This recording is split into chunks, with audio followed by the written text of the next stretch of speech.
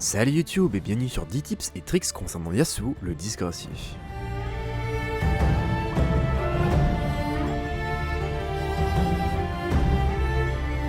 Si la vidéo t'a plu, n'hésite pas à me le faire savoir dans l'espace commentaire et à jeter un petit like. Le premier tips concerne un camp de jungle, et plus particulièrement les corbins. Il permet de stocker une tornade avant même l'arrivée des minions.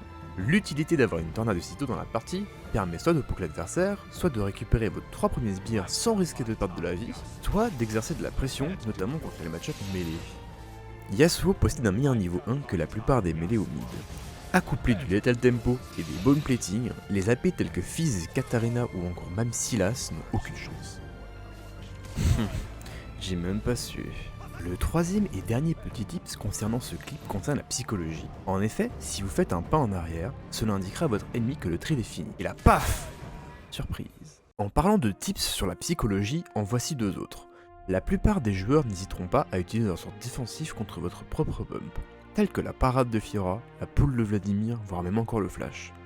Il vous suffira de faire semblant d'IQ et hop, emballer ses pesées.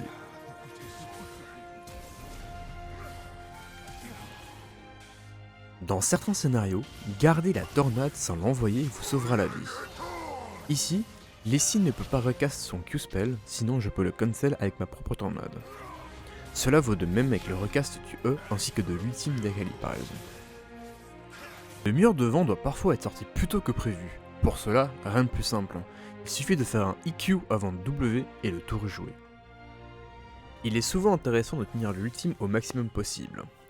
Dans ce clip, cela permet au Rakan de chain CC sans avoir à gaspiller un flash pour se mettre en position.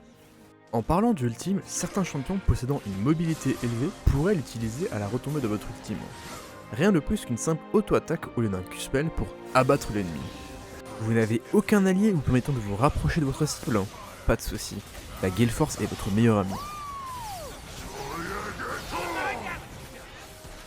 Et voilà pourquoi on joue Gale Force.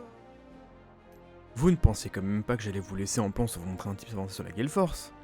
Il est possible en utilisant le petit dash de la Gale Force d'augmenter la portée d'un EQ. Ce guide touche à sa fin, si tu recherches un guide plus détaillé, n'hésite pas à aller voir celui dans les commentaires. J'espère que cette petite vidéo t'a plu, et si c'est le cas, tu sais quoi faire.